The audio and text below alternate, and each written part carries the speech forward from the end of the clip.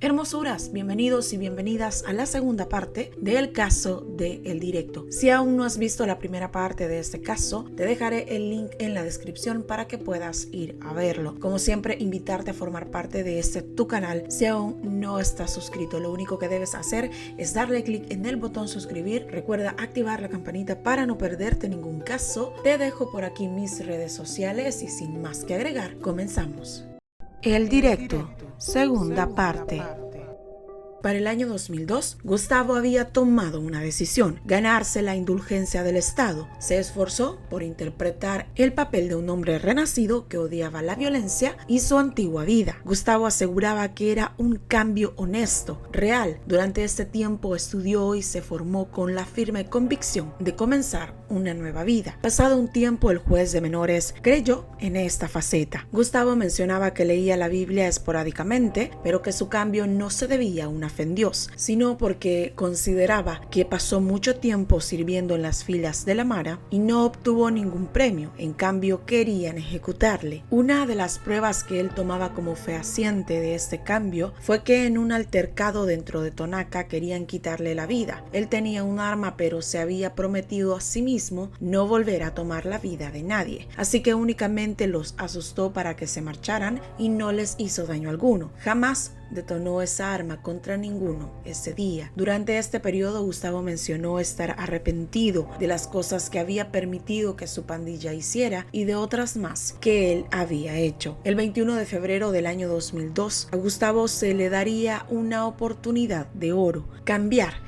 el infierno de Tonaca por una comunidad de drogodependientes en el país de Costa Rica. En Tonacatepeque querían quitarle la vida, pero en Costa Rica nadie sabía quién era, mientras que en El Salvador tenía todas las puertas cerradas y nadie jamás le daría una oportunidad. Allá le esperaba la oportunidad de un nuevo renacer. Esta puerta que le abría la oportunidad para una nueva vida estaba de par en par para Gustavo. Así pues, el Directo fue enviado al centro El Alfarero. Esta comunidad estaba ubicada en San Rafael La Heredia, un acogedor municipio a unos 20 minutos en vehículo de la capital, San José. Terminando este proyecto y al recuperar la libertad, el Directo aseguraba que se iría a Estados Unidos, pues allá estaba su padre. Existía la latente de que él se fugara nuevamente durante el viaje. Recordemos que en la primera parte de este caso, él ya lo había hecho una vez. Por ello, uno de los sacerdotes que viajaría con él hacia Costa Rica le advirtió que si él se fugaba de ese viaje, no iría tras él, se regresaría a El Salvador a interponer la denuncia con la jueza y que Dios se apiadara de él. Se llega así el 20 de mayo. Gustavo era trasladado esposado desde Tonaca. A ellos les acompañaban dos sacerdotes más, el terapeuta y el psicólogo de Gustavo. Más tarde, Gustavo reconocería que mientras iba al baño pudo haberse escapado, pero que no lo hizo porque en verdad quería aprovechar la oportunidad que se le estaba dando. Enfatizó: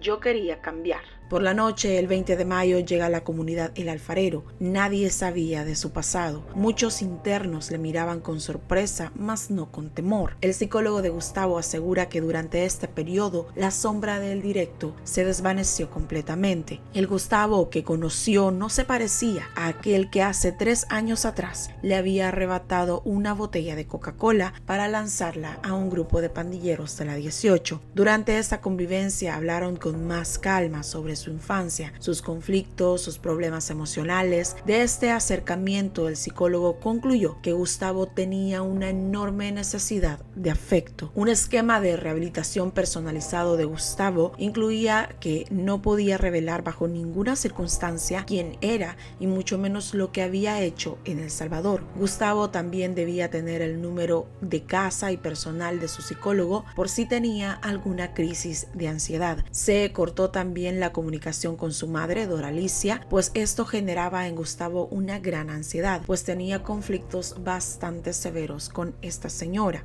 En este lugar le fue asignada una psicóloga llamada Giselle, casada a menor de 30 años y con la disposición de ayudar a Gustavo. Comenzó a tener un acercamiento con Gustavo, comenzaron a tratarse. Con el paso de los días, a ella le es revelado el pasado de Gustavo aquí en El Salvador por el mismo Gustavo. Él se fue abriendo más con ella, la conexión conexión entre ellos fue creciendo hasta el punto en que ella solicitaba permisos para poder sacar a Gustavo de la comunidad con el fin de sacarle a dar unos paseos. Todas estas salidas bajo un supuesto esquema terapéutico. Giselle incluso llegó a invitar a Gustavo a festejar el cumpleaños de ella en su casa con su familia. Durante todo este tiempo Gustavo mantuvo un comportamiento ejemplar, pero pronto el escándalo estallaría. Se daría a conocer a qué se debía el cambio tan radical de Gustavo. La psicóloga había roto su código de ética y Gustavo también había roto las reglas de la comunidad al mantener una intensa relación con su psicóloga. Por esta razón, Gustavo fue notificado que debía salir de la comunidad. Giselle fue despedida bajo amenaza de notificar al colegio de psicólogos y a Gustavo se le prohibió salir de la comunidad hasta que se arreglara su regreso a El Salvador. El fin de este proyecto significaba una condena para Gustavo, pues debía regresar a su antigua vida. Pasaron unos días tras lo ocurrido y Gustavo tenía una sola prohibición. Se le pidió no hablar con Giselle, pero él continuó burlando estas reglas. Mediante cartas, mensajes, llamadas, finalmente le advirtieron que si la volvía a ver o si la volvía a buscar, a llamar, si intentaba quedarse en Costa Rica, si intentaba escaparse, denunciarían a Giselle y le retirarían su título. Por esta razón, Gustavo se retiró de Giselle. Él aseguraba que amaba profundamente a esta mujer. El 16 de octubre, su terapeuta y Gustavo viajaron en Ticabús de regreso a El Salvador. Al día siguiente se lleva a cabo una audiencia. La jueza determinó que enviarlo a un penal sería un retroceso para él, otorgándole así su libertad. Ella dijo: que Dios te proteja, porque en adelante es el único que te podrá proteger. En la audiencia estaba Dora. Ambos adquirieron el compromiso de que él se iría cuanto antes para Estados Unidos y que ya le recibiría William Nelson, su padre, o su hermana mayor Vanessa. Su libertad se manejó con discreción. No podía hacerse público bajo ningún motivo que él estaba en libertad. Le advirtieron que debía sacar a Gustavo cuanto antes de San Miguel mientras concretaban el viaje hacia Estados Unidos. Incluso se llegó a plantear la posibilidad de un cambio de identidad para Gustavo. Doralicia y Gustavo, por supuesto, dijeron que sí a todo lo solicitado por la jueza. Por cumplimiento de objetivos, Gustavo Adolfo recuperaba su libertad tras purgar únicamente 3 años y medio de su condena. Su estrategia resultó: tenía 20 años, una vida por delante y era un hombre libre. Su primer noche en libertad la pasó en casa de su madre, ubicada en la senda Pamplona de la residencial España San Miguel. Dora, su padrastro y sus hermanos Marcela, Marielos, Julia, Gloria y Josué estaban esa noche con él. Cuando él salió, para su madre fue una sensación agridulce. Por un lado feliz porque su hijo era libre, pero por otro atemorizada, pues donde residía también había presencia de pandillas y además sus antiguos compañeros de clica conocían muy bien a su familia. Por esta razón, una prima de Dora le apoyó llevándose a Gustavo a su casa, ubicada en la colonia 14 de Julio. Aquí pasaba sus días encerrado por temor a lo que afuera podría ocurrirle. Su viaje se retrasaría un poco, pues debían reunir el dinero. Mientras tanto, Gustavo pasaba sus días viajando desde casa hasta un taller de enderezado y pintura, propiedad de un medio hermano de Dora. Gustavo traía la idea de que en Costa Rica podían ir de un lado a otro, sin que nadie le cuestionara sobre sus tatuajes o que la policía siquiera le volviera a ver. Comenzó a buscar la forma de comunicarse con Giselle. Bastó una mínima insinuación para que a las 4 semanas Gustavo se regresara a Costa Rica. Así que en noviembre del año 2002, utilizando maquillaje que le envió su hermana de Estados Unidos para cubrir sus tatuajes, tomó un ticabús y se fue en busca de quien él pensaba era el amor de su vida. Costa Rica le trataba como un ciudadano con todos sus derechos restablecidos, una sensación que su país natal jamás le daría. En Costa Rica no sentía sobre él las miradas de rechazo, odio o temor. Llegando a Costa Rica, le preguntó a Giselle que si iban a establecerse, pero ella le confesó que estaba casada. Gustavo aseguró que él no sabía nada de esto. Estuvieron juntos una semana, se alojaron en un hotel que Giselle pagó. Sobre la mesa se puso la idea de que Giselle rompiera su matrimonio. Ella le sugirió a Gustavo que se instalara en Costa Rica mientras viajaba a Estados Unidos y que una vez reunido el dinero viajara a Nueva York. Estando allá y como ella tenía visa, llegaría para quedarse con él y así vivir juntos. Pero Gustavo no quiso quedarse después de saber que ella estaba casada. Al día siguiente tomó un ticabús y se marchó para siempre, del país en el que pudo haber construido una historia diferente para su vida. De regreso en San Miguel evitó la casa de la 14 de julio, pues él sentía esa casa como una prisión. Doralicia recurrió a otra prima que vivía en la colonia San José, ubicada frente al centro comercial Metrocentro. En esta vivienda compartía habitación con un hijo de la prima de Dora, llamado Eric. Este niño se encariñó mucho con Gustavo. Ambos pasaron mucho tiempo conviviendo dentro de la casa, pues Gustavo casi no salía por el peligro que corría afuera. Este niño incluso llegó a creer que lo que se dijo en las noticias de Gustavo era falso, pues él describe que el tiempo de convivencia que pasó junto a Gustavo fueron días buenos. Para el viaje a Estados Unidos, económicamente Dora no pudo ayudarle. El aporte más generoso lo brindó su abuela Juana, otros cientos que le brindó su hermana Vanessa y su tía Tina, con quien se estaba quedando. Ella era propietaria de una farmacia y también le ayudó con unos cuantos colones, logrando reunir en colones lo que ahora equivale a $2,000. Gustavo, por el tema económico, debió emigrar sin coyote en compañía de uno de sus hermanos que también quería irse y de quien sería su guía. En este caso sería Ludwig, un pandillero que conocía la ruta hacia Estados Unidos, a quien había conocido cuando estaba en Tonaca.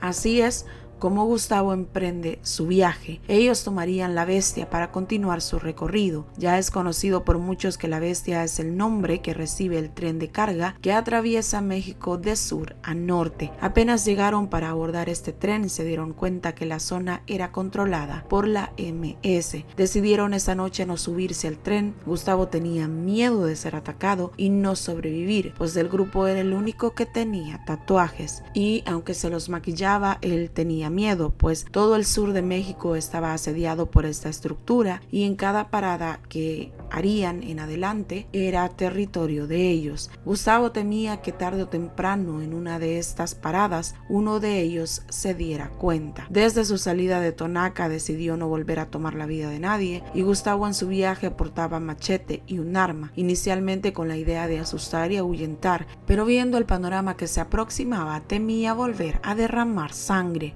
Pronto su ilusión por el sueño americano se desvaneció ante el miedo. Gustavo decidió regresar a El Salvador y su hermano le acompañó, mientras Ludwig continuó su camino hasta que llegó a Estados Unidos. El 16 de diciembre del año 2002, Gustavo regresó a El Salvador. Pocos días después de su intento por alcanzar el país de las barras y las estrellas, El Salvador entero supo que el enemigo público estaba libre. Faltaban 4 años y 7 días para cumplir su condena, pero su libertad le había sido otorgada mucho tiempo antes. La jueza del caso, por supuesto, fue duramente criticada por dejar libre a Gustavo. ¿Cómo podía dormir tranquila después de esto? ¿Se arrepentirá más adelante de haber puesto en las calles a este monstruo? Ante estas acusaciones, ella aseveraba: no me arrepiento de haberle puesto en libertad. Gustavo pudo ser alguien que ayudara a otros jóvenes, pero por los sucesos que a continuación les relataré, ella agregó: siento que su fin será fallecer dentro de una cárcel. Estas palabras sonarían como una profecía sobre la vida de Gustavo 3 años y medio más tarde. El 20 de diciembre del año 2002, Gustavo se presentó a trabajar en el taller del hermano de Doralicia. Ese día debían pintar un vehículo. Juan Carlos, su tío, le pidió que le acompañara a comprar una pintura para un vehículo. Junto a ellos viajaba Alex, un ayudante del tío de Gustavo. El lugar donde irían estaba dentro de la misma ciudad. Los tres subieron al vehículo de la clienta sin importar que este no tenía placas. Llegaron a la tienda, compraron la pintura y se dispusieron a regresar. Dora más tarde diría: yo creo que en la tienda reconocieron a mi hijo y llamaron a la policía. A la altura de Didelco, 2 motorizados de policía detuvieron el vehículo, se acercaron, retiraron las llaves del automotor con brusquedad y pidieron documentación del vehículo. El tío de Gustavo explicó con toda amabilidad que la cliente entregó hacia el vehículo y que habían llevado el carro únicamente para elegir el color exacto. Pensó que sería suficiente para aclarar la situación. El policía ordenó que salieran del vehículo y los colocaron contra una valla con las manos sobre la parte de atrás de sus cabezas. Estos hombres trataron con toda rudeza a Gustavo. En determinado momento, Alex marca el número de la tía de Gustavo y Gustavo le dice a su tía que querían detenerlos. Comenzaron a empujar a Gustavo, lo golpearon con sus sus macanas y de pronto apareció un pickup cargado de policías. Automáticamente todos se le fueron encima a Gustavo y él lo único que podía hacer era cubrirse el rostro. Uno de los policías le dio una patada en sus partes íntimas a Gustavo. En esto aparece la tía de Gustavo y estaba cerca del lugar atendiendo la farmacia de su propiedad. Esta señora, por supuesto, apareció gritando, insultando y atacando al policía que había visto golpear a Gustavo. En respuesta a este policía le torció su brazo y la empujó contra la valla. Eric, el primo de Gustavo, acompañaba a su madre y él menciona que un policía estaba asfixiando a su mamá con la macana. A la señora no se le ocurrió otra cosa más que golpear con su mano las partes íntimas de este policía. La reacción de la tía de Gustavo quizá no fue la adecuada, pero estaba molesta por el abuso de autoridad ejercido sobre su sobrino. Habiendo controlado la situación, los policías se llevaron a Alex y a Gustavo a la delegación central. A los tíos de Gustavo se les deja ir. Como era de esperarse, la noticia nuevamente se volvió viral en los principales medios de comunicación del país. De acuerdo con la información, a Gustavo se le decomisó un arma de la cual no portaba documentación. El directo aseguraba que el arma se la pusieron, a lo que Dora más tarde comentaría que si él hubiese portado un arma en el momento que lo golpearon, la habrían encontrado y se la habrían quitado, o en su defecto y con lo impulsivo que era Gustavo, probablemente la habría sacado para no dejarse golpear. Pasados unos días de este evento, Alex fue liberado, mientras que Gustavo, aún convaleciente por la paliza, fue enviado al centro penal de Quesaltepeque. Tuvieron que aislarle porque de lo contrario no habría sobrevivido en aquel lugar ni la primera noche. El 9 de enero Gustavo fue trasladado nuevamente al penal de Gotera, pues este penal estaba con la etiqueta de ser supuestamente el centro penal más seguro del país. En este momento el centro penal de máxima seguridad, mejor conocido como Zacatras, estaba en construcción. A Gustavo le tocó vivir con un grupo bastante grande de secuestradores, en su mayoría. Transcurrido el tiempo, Gustavo se negaría a hablar de las semanas que pasó en este lugar. No es difícil suponer que por su condición de ser un pandillero famoso y odiado, haya recibido todo tipo de maltratos, humillaciones, golpes, incluso también pudo ser abusado. Afuera, su familia se movía rápidamente para buscar un abogado. Este fue el licenciado Saúl Medina Franco. Una vez pasaron las semanas necesarias para que la gente y la prensa olvidara un poco el caso,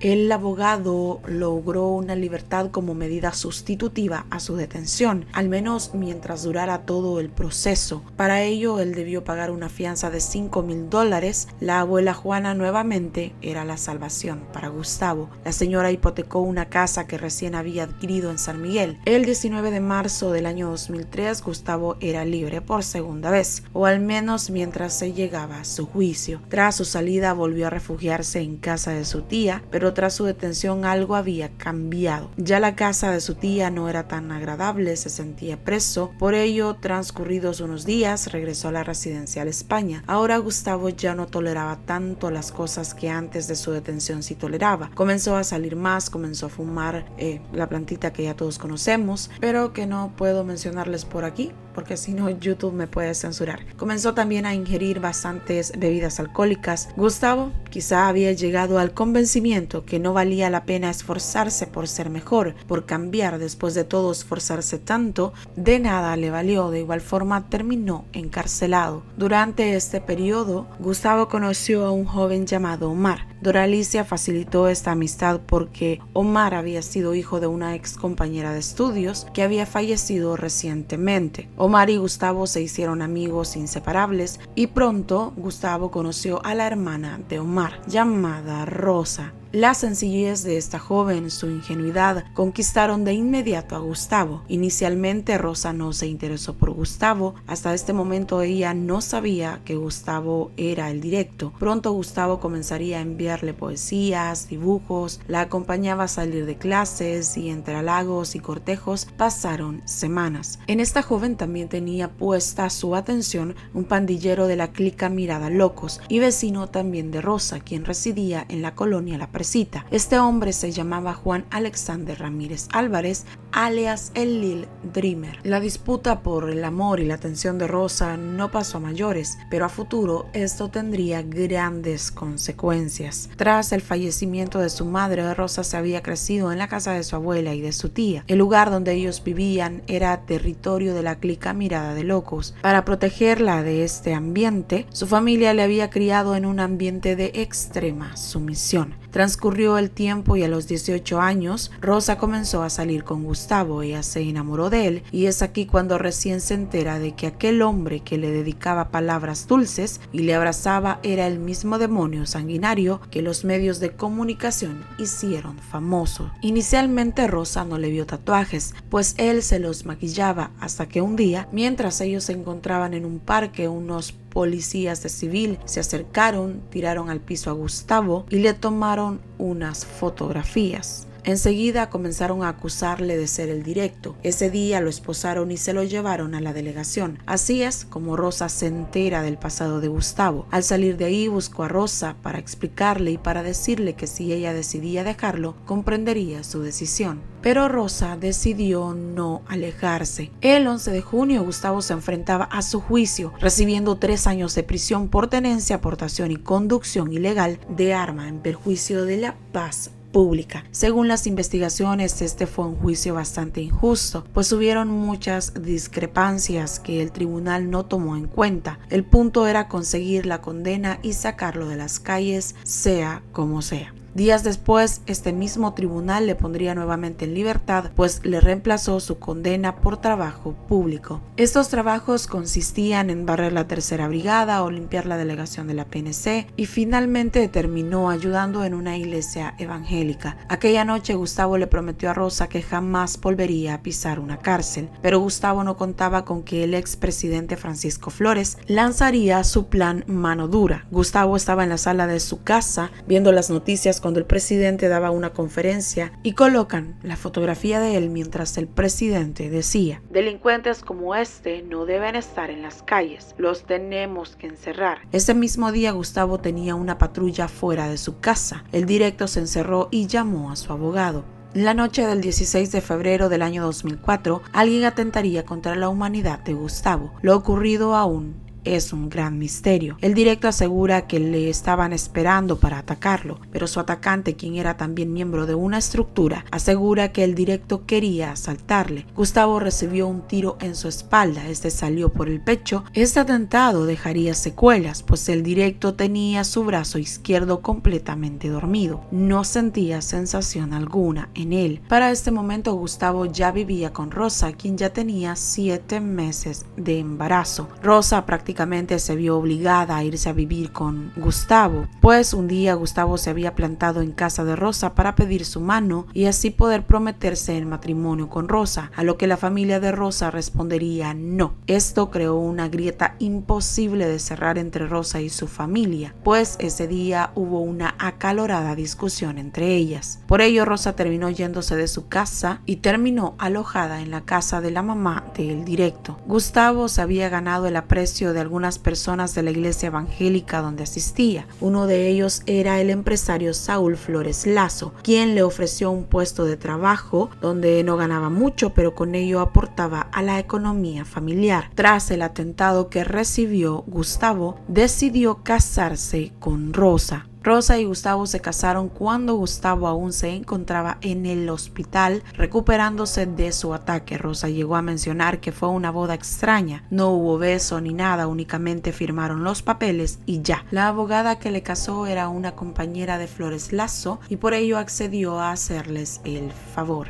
El escritor del libro de Gustavo cree firmemente que esta boda fue únicamente una estrategia por el juicio que se le avecinaba. Rosa y Gustavo jamás celebraron el aniversario del día de su boda, pues no estaban seguros de la fecha en la que se habían casado. Rosa únicamente recordaba que era en marzo, pero no recordaba la fecha exacta. Una vez recuperado del ataque, Gustavo fue enviado a prisión, esta vez al penal de Ciudad Barrios. Aquí él solicitó ser colocado en un sector alejado de los pandilleros, pues él aseguraba haberse alejado de las pandillas hace 5 años. El 4 de abril del año 2004, cuando Gustavo tenía ya 6 semanas en prisión, Rosa daba a luz a su primer hija, Mayra Alicia Parada Coreas, ambos nombres de su abuela materna y paterna. Algo un poco gracioso en medio de todo este caos de la vida de Gustavo es que él insistió mucho, pero de verdad demasiado, en que su hija se llamara Giselle. ¿Recuerdan cómo se llamaba la psicóloga de Costa Rica?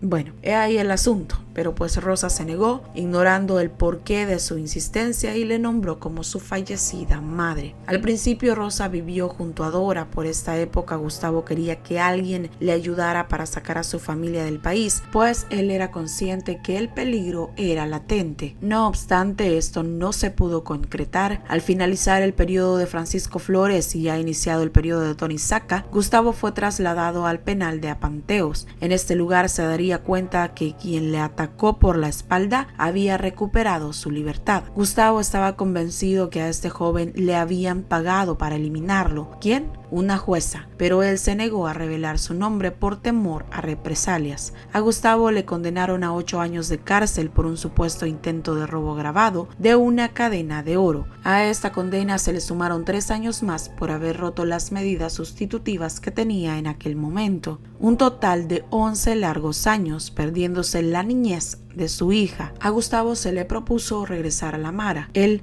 intuyó que era una oportunidad única, pero fue enfático: regresaría únicamente con la clica de los Panadilocos y que no se uniría a ninguna otra clica. A lo que el jefe de la Mara, alias el Diablo, respondió que no, que si regresaba debía ser con la clica Hollywood, porque ya se había dado la orden que la Panadilocos tenía que desaparecer. Nuevamente Gustavo puso sus 2 condiciones: borrarse los tatuajes de su rostro y volver a levantar la Panadilocos. El Diablo le dio un rotundo no en cuanto a levantar la Panadilocos, así que Gustavo dijo que lo pensaría, pero pasados unos días Gustavo rechazó la oferta. A las pocas semanas fue removido de Apanteos y llevado al penal de Sonsonate. El jefe de la pandilla también se daría cuenta que el directo ya pertenecía a otra pandilla, la Mirada Locos 13, pero esto lo sabría por los jefes de esta otra clica, pues el directo siempre negó su pertenencia a esta clica. El 17 de diciembre del año 2016, Rosa y Gustavo traen a este mundo a su segundo hijo, llamado Andy Alexander Parada Coreas. La relación de Gustavo y Rosa era ya bastante complicada. Y aún más porque Gustavo era inseguro y hasta se podría decir que inmaduro. Celaba a Rosa hasta con su propio hermano. Los celos llegaban al punto en que sus hijos no podían estudiar en el mismo horario. Uno debía estudiar por la mañana y el otro por la tarde. Si no había horario por la tarde, Andy entonces no estudiaba, pues Rosa, según las reglas de Gustavo,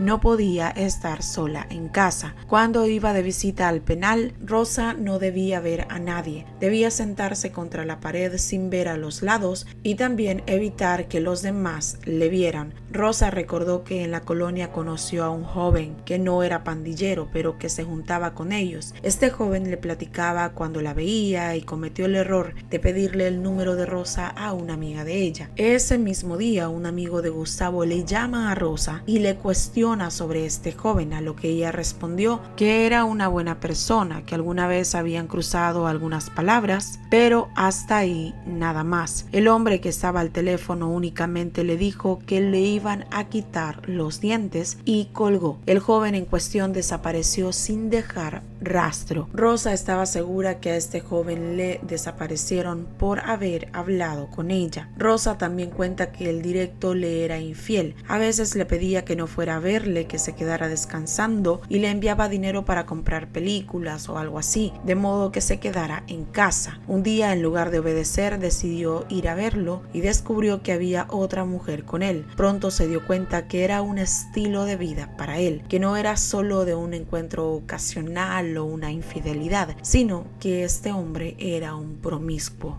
Rosa también fue acusada en el año 2008 de extorsionar y fue encarcelada, aunque después se demostró su inocencia y salió libre. La abuela de Rosa jamás vio con buenos ojos su relación con Gustavo. Antes de que ella saliera de casa, la abuela le aseguró que le esperaba una vida llena de sufrimiento y de mucho dolor. Rosa cuenta que a veces Gustavo enviaba a unas pandilleras retiradas, amigas de él, a cuidarla, pero ellas aprovechaban la ocasión de burlarse por los dibujos que él enviaba con ellas. Le decían que mejores dibujos les regalaba a sus amigas. Ahí Rosa se enteró que el directo había estado con un gran número de mujeres. Por este estilo de vida de Casanova, tuvieron grandes problemas junto con Rosa, peleas de las que incluso los niños llegaron a enterarse. Cuando a Rosa se le cuestionó una virtud del directo, ella dijo que amaba a sus hijos con locura. Cuando se le preguntó que si él tenía alguna otra virtud, ella tan solo guardó silencio. Para sobrevivir, Gustavo trabajaba en el penal en el taller de carpintería elaborando cuadros de madera y Dora los vendía en las calles del centro de San Miguel. Rosa aseguraba que lo más duro económicamente fueron los primeros 2 años porque él no estaba en ninguna pandilla. Gustavo encontró la forma de no ser una carga económica para su familia y para darle lo necesario a sus hijos. Dentro de la cárcel se compraban sustancias adictivas, bebidas alcohólicas y minutos para llamadas. Se pagaba incluso por un espacio para poder dormir en el piso. Gustavo ingresó a Mirada de Locos cuando estaba en el penal de Gotera y cuando ya tenía a su primera hija. La extorsión fue la única forma viable que encontró dentro de prisión para poder sostener a su familia y para poder sobrevivir dentro de prisión. Cada 22 enviaba a Rosa un sobre con $150. El juez Jorge González tenía la plena convicción que el mismo sistema penitenciario obligaba a Gustavo a delinquir. Era eso o perecer allí dentro. Gustavo era muy inteligente, así lo diría una prueba a la que fue sometido, y como resultado un coeficiente intelectual superior a la del resto de los reos. Lamentablemente esta inteligencia la utilizó para el mal. Uno de los delitos cometidos por el directo estando dentro de la cárcel fue la planeación y ejecución del secuestro de una doctora. Esta mujer trabajaba en un hospital en San Miguel. El directo envió uno de sus secuaces al hospital. El hombre iba herido y estando ahí le atiende esa doctora. Él le presta el teléfono para hacer una llamada. La mujer amablemente se ofreció a prestárselo sin saber que su número quedaría memorizado en la cabeza del para entonces criminal más temido del país, el directo. El directo intuyó que esta doctora no sería fácil de extorsionar, así que comenzó un plan de conquista. Pasó días, meses, semanas mensajeándole. Inicialmente no le dice que estaba encarcelado. Lo hizo hasta que ella mordió el anzuelo. Ella fue a verlo varias veces a la cárcel y por supuesto estos encuentros eran íntimos. Vean, esta mujer era una mujer, según lo relata el libro Carta desde Zacatrás, era una mujer bonita. Era ella una doctora, como lo mencioné al inicio, y él era un hombre que, vaya, sin ánimo de discriminar, pero él estaba en la cárcel y estaba delinquiendo. Tenía fama de ser un promiscuo, además de todo su pasado, y bueno, supongamos que su pasado lo había dejado atrás y había un cambio real, pero eso no era así. En aquel entonces el presente de este hombre no pintaba nada prometedor para ella, pues continuaba siendo un criminal activo. Ignoró si ella tenía conocimiento sobre quién era el directo, pero si era miguelense me resulta un tanto curioso que no supiera quién era él. Pero más curioso aún es el poder de convencimiento de este hombre, esa capacidad de persuasión y hasta de manipulación, quizá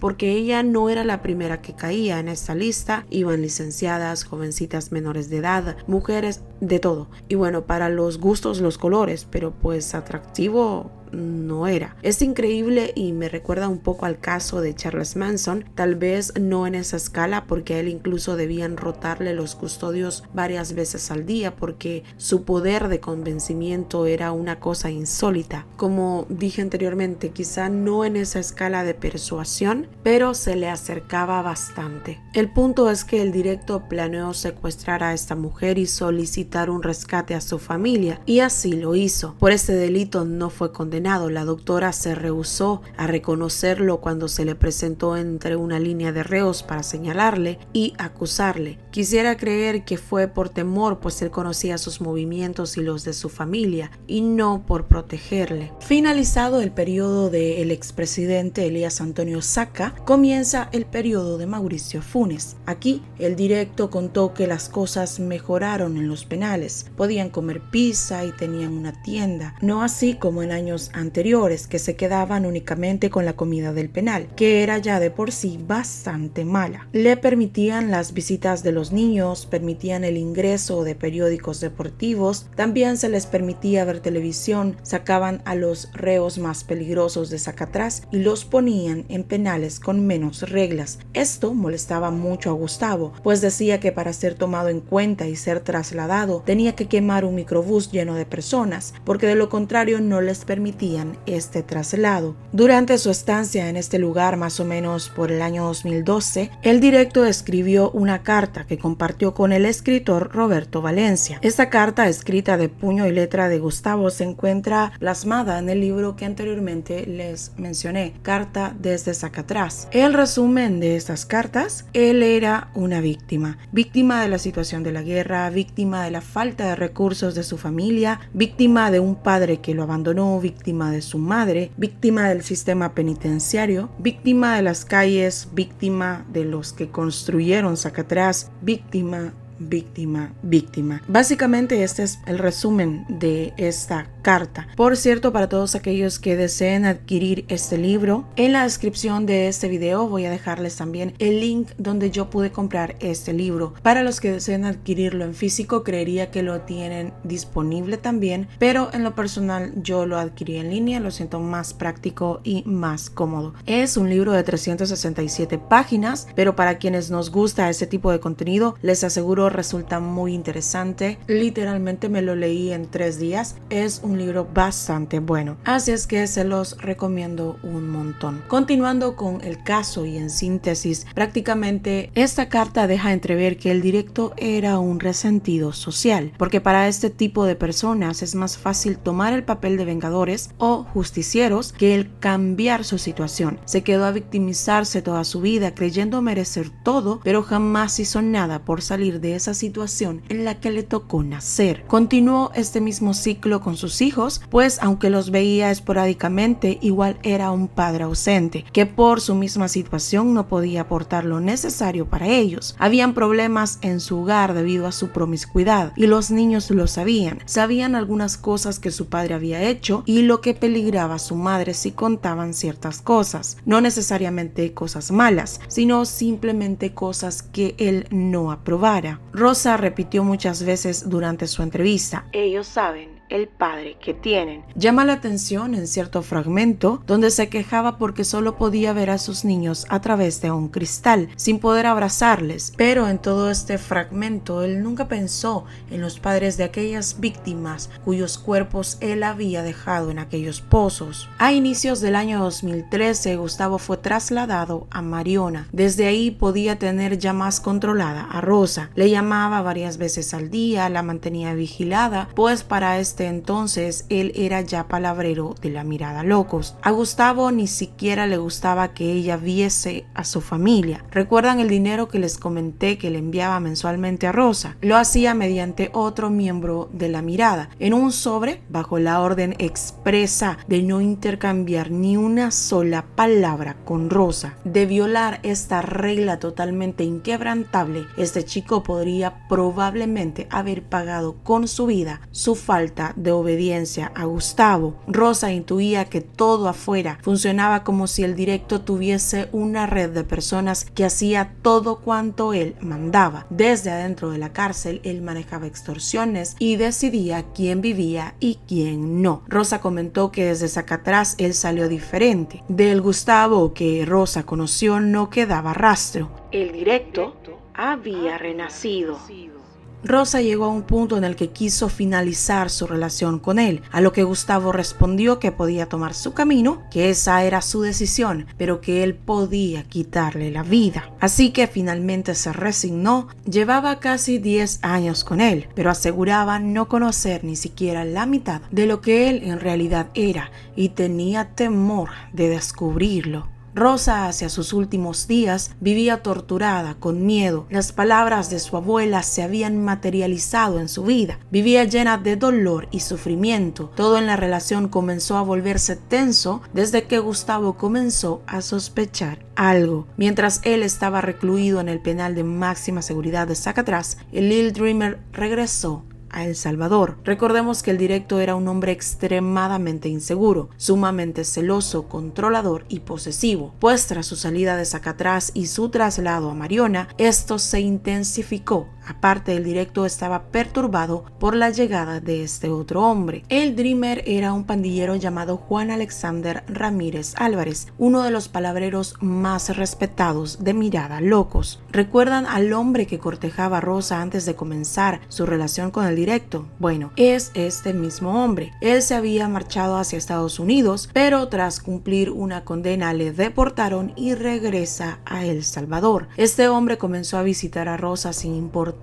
que ella fuera esposa del directo. Ocurrió que Rosa le dio acceso a este hombre, pueda que por la falta de atención del directo, quizá en venganza por las muchas veces que él la engañó con un sinfín de mujeres, o incluso quizá llegó a verlo como esa opción de bote salvavidas para que la sacara a ella de ese tormento en el que ella vivía. Rosa ya le había advertido eso a Gustavo en medio de sus tantas discusiones que ellos tenían por las mujeres con las que el directo se metía. Todas las que me has hecho con tantas mujeres, un día me las vas a pagar, y me las vas a pagar con quien menos creas y cuando creas que las cosas están bien. Rosa y el Lil Dreamer se vieron alrededor de unas 5 veces quizá, recordaron viejos tiempos, se coquetearon, después comenzaron a salir por las noches y una cosa llevó a la otra. Finalmente terminaron en la cama. El directo se enteró de esto entre los interrogatorios a los que él sometía a su hijo, la vigilancia de sus secuaces y por supuesto su madre, quien también se llegó a enterar de esto. Cuando el directo se entera, él manda a ejecutar a Rosa. Envió unos hombres y golpearon ferozmente a Rosa, le dejaron marcas en su cuello, finalmente se disponían a quitarle la vida, pero en este momento Gustavo se arrepintió, pues no tenía la plena seguridad que Rosa hubiese llegado hasta la intimidad con el Lil Dreamer. Enfatizarles que todo esto ocurrió frente a los niños. Los niños tuvieron que ver cómo su padre mandaba golpear a su madre y también ordenaba quitarle la vida a su madre. A finales de julio del año 2013, el directo tenía la certeza total de lo que había ocurrido entre Rosa y el Dreamer. El directo intentó conseguir el permiso de la Mirada para enviar a quitarle la vida a Dreamer. Básicamente quiso solucionar este problema mediante las reglas de la pandilla. Él les estaba solicitando un minuto loco, que se dice es el peor castigo que tienen ellos dentro de su pandilla, que es básicamente dejar un minuto a la otra persona con la persona que sufrió la afrenta, o me imagino él iba a mandar a alguien y esta otra persona podía haberle hecho al Dreamer lo que él quisiera hasta quitarle su vida, pero la pandilla se lo negó. Los superiores de él únicamente le dieron permiso de darle 13 segundos de corrección, pues el Lil Dreamer tenía peso dentro de su organización. El directo se arrepintió de haber intentado resolver su afrenta por esta vía y comenzó a maquinar un plan. Para comenzar, obligó a Rosa a regresarse a vivir con su madre Doralicia, quien tenía órdenes estrictas de ser la sombra de Rosa, no dejarla sola ni un segundo y por supuesto controlarle hasta el más mínimo de sus movimientos. Pasaron un par de semanas hasta que ideó el plan perfecto para que él no fuese culpado por su pandilla. Rosa debía ejecutar a Lil Dreamer y si la pandilla se enteraba debía asumir toda la responsabilidad, aludiendo a que esa aventura le había desgraciado arriesgado su vida. Esta acción compensaría ante el directo su infidelidad. Por ello, el 30 de agosto del año 2013, Rosa salió de casa por la mañana con un arma escondida entre sus ropas. En esta misión tan peligrosa le acompañaba su sombra, Dora Alicia. Las dos subieron a un taxi pirata conducido por alguien que le era muy leal al directo. Comenzaron a dar vueltas por los dominios de la clica La Mirada, los cuales eran La Presita 1, la colonia La Presita 2, La Pradera y Las Brisas, todas estas colonias en la ciudad de San Miguel. Ellas buscaban un pick-up Nissan Frontier color rojo, pero la búsqueda no tuvo éxito, finalmente no lo encontraron. Ese día Rosa parecía desquiciada, estaba fuera de sí y no era para menos. Ese día la casa se tornó en un escenario de gritos, llantos, enojo, insultos y ofensas que iban y venían. Mayra, con tan solo 9 años, se sumó a la gritadera y en su desquicio Rosa apuntó a la cabeza de su propia hija. Por fortuna no pasó a más, solo fue una amenaza, un susto, pero alguien telefonó al directo y le contó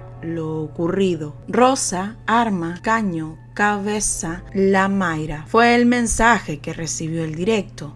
A la 1 de la tarde de ese mismo día, un taxi enviado por el directo llega a casa por Rosa, pero esta vez ella viajaría sin Dora. 1 hora más tarde, su cuerpo yacía tirado en el piso sobre la ruta militar a la altura del cantón La Trinidad, a mitad del camino entre el kilómetro 18 y el desvío a San Francisco Gotera. 2 balas en su cabeza le quitaron su existencia. Su cuerpo pasaría una noche en medicina legal. Luego, tras 2 noches de velación, su cuerpo descendió a su última morada en el cementerio municipal de San Miguel. Únicamente 7 personas asistieron a su funeral. Sus hijos ni siquiera pudieron despedirle, pues se encontraban bajo el resguardo de su bisabuela Juana. Durante su funeral, La Mirada rondaba el lugar y no con buenas intenciones. La familia de Rosa debió salir dispersa y no en grupo. Por temor, tardaron en cambiar la cruz y colocaron una lápida con el nombre de Rosa María Coreas, en lugar de Rosa María Corea de Parada. La mañana del 1 de septiembre de ese mismo año, el año 2013, el Il Dreamer fue también ultimado. El líder de la clica La Mirada Locos había sido interceptado por otro vehículo sobre la ruta militar a la altura del desvío Comacarán, en el cantón Atonuevo de San Miguel, a unos cuantos kilómetros del lugar donde 2 días antes se encontró el cuerpo de Rosa. El Dreamer había sido acribillado y su cuerpo quedó al interior de su pick-up.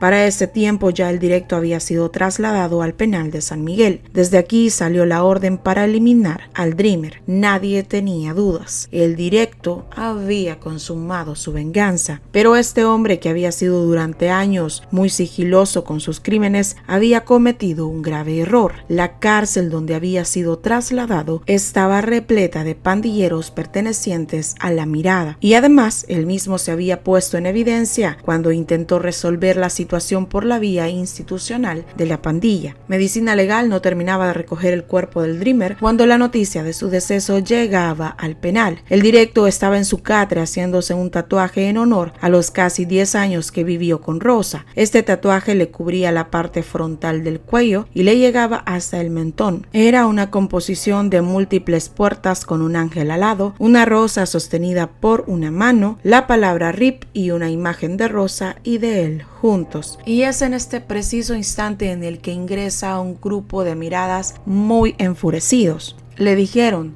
vos le mandaste a quitar la vida. El directo negó todo, asegurando que no sería tan tonto para hacer algo así, sabiendo que todos le acusarían. No los convenció, pero logró sembrar la duda y así ganar tiempo mientras la pandilla averiguaba lo ocurrido. Quizás su estrategia sería cambiar nuevamente de penal o de sector, tal cual había hecho años atrás cuando la Mara quería quitarle la vida. Pero la mañana del 2 de septiembre del año 2013, la leyenda del temible directo llega a su final. Así lo relató un testigo con régimen de protección. El directo se levantó muy temprano, casi en horas de la madrugada, a llamar a Dora, pero Dora no pudo contestarle, pues estaba ocupada tras la organización de la primer noche de velación de Rosa en su casa. En este momento ingresa un pandillero al sector 2, lugar donde él se encontraba recluido. Este joven le dicen que estaban reunidos en el sector 1 por el área de los baños, que fuera,